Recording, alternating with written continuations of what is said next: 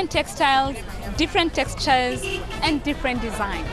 Young people are embracing African print fabrics as a way of appreciating the cultural heritage.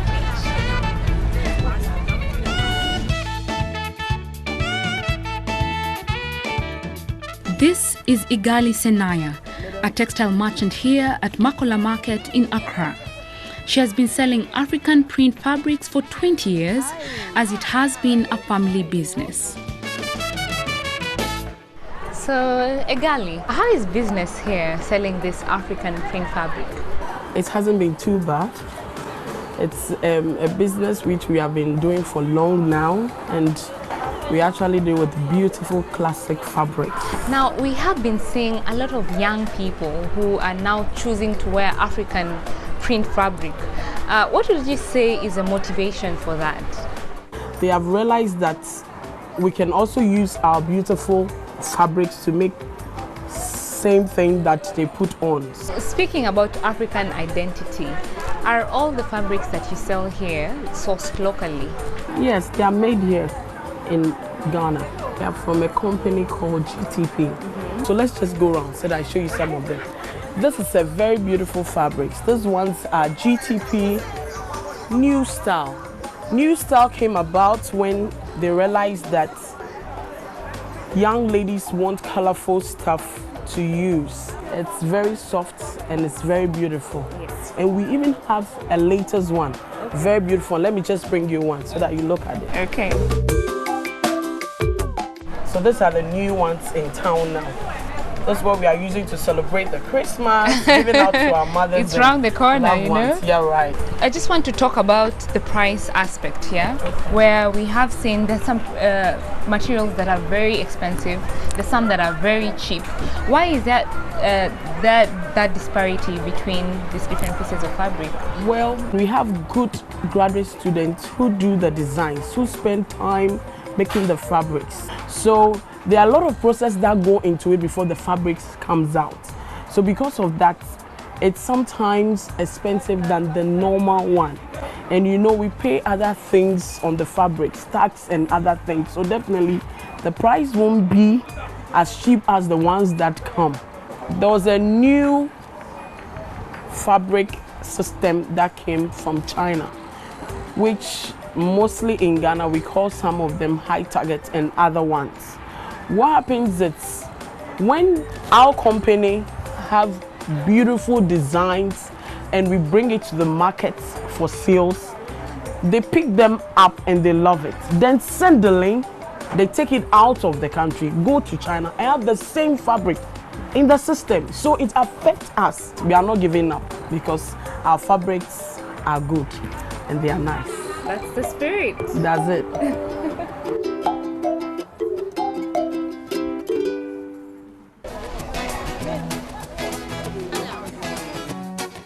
Sub-Saharan Africa's apparel and footwear market is valued at $31 billion. Yet, African textile production has seen a sharp decline over recent years. Ghana's once vibrant textile industry, which used to employ over 25,000 people, is now said to employ around 2,000 workers. Nigeria's textile industry used to generate over $2 billion annually in the 80s. Since then, there has been a 75% decline in textile production.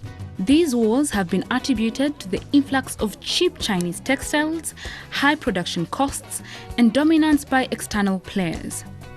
One of the biggest manufacturers of African print fabrics is Vlisco, a Dutch company that has been around for nearly 2 centuries. Surprisingly, Africa accounts for 95% of Vlisco sales. But with the rise of consumer consciousness, more people are now questioning the origin of their clothes. Later, we take a look at Ghana's Kente industry and how it has retained its influence over the years.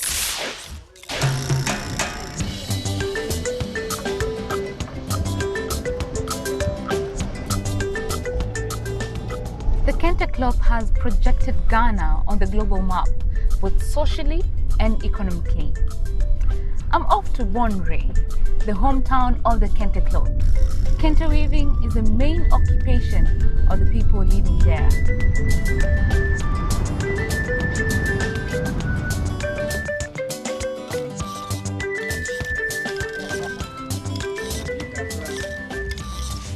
Nana Osei has been weaving Kente pieces for the last 26 years. It is a skill that was passed on to him by his parents when he was young and depends on it for his livelihood.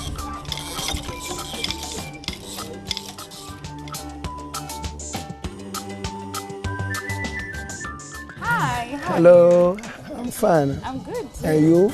Good. Thank Good. you for having us. Thank you. You're welcome. Why is the Kente cloth such a key part of Ghanaian cultural heritage? They use Kente as a first expensive cloth, or I use as a royal cloth in this country. So there's a lot of people buy a lot of Kente. On a good month, how many pieces of Kente cloth do you deliver to your customers? It depends the demands. At least I was a month I can supply about 100 pieces of Kente. For African designers out there who are doing one design or another, what are some of the other things that they should consider in order to be able to retain customers for a long period of time? With the Kente, with the quality yarns, it's not fade. You understand? Yeah, so if you make it with the inferior yarns, that's why you fade it. The designer, they always want a quality cloth or quality Kente. That sounds really nice. I'd like to have a try on your look. Okay. That's fine? Oh, thank you.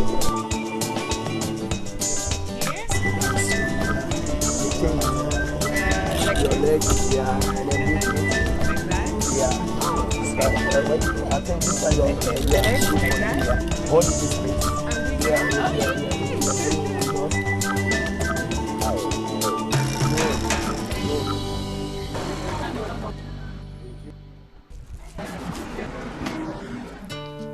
Young local designers are standing up to the influx of cheap Chinese textiles and dominance by external players. Poma Okla is a creative genius behind Poma Design Gallery, an affordable retail fashion label based in Accra. She enjoys creating detailed garments of various fabric textures and African print. What was the inspiration behind Poma Design Gallery? I got accepted at LaSalle College of the Arts in Singapore. So that's where I had my degree in fashion design and merchandising. So from the sample room to the production floor, I was just hopping around different brands and whatnot, and that's how I gained my experience in retail. Maybe we can look at some more of your designs. Sure. Let's go take a look. Okay. So on this wall is my latest collection called Edinkra. It's for the holiday festive season, Christmas season. So there's more sequins, more beadwork, more glitz, and colors, of course. Yeah. How do you protect your designs from imitations? You cannot entirely protect your designs, but what you do is add some uniqueness. You lift the bar up.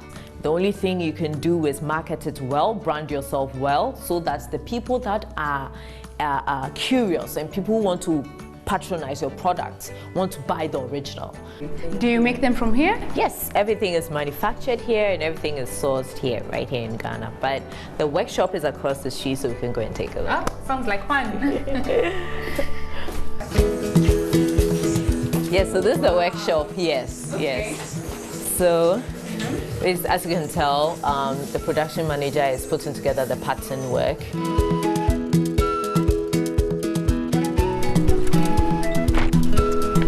Well, young local designers are definitely reclaiming their space in the African textile industry.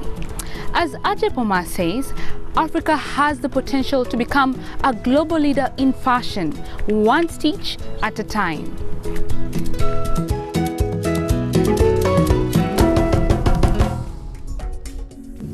That's all we had for you on this week's episode of Smart Money.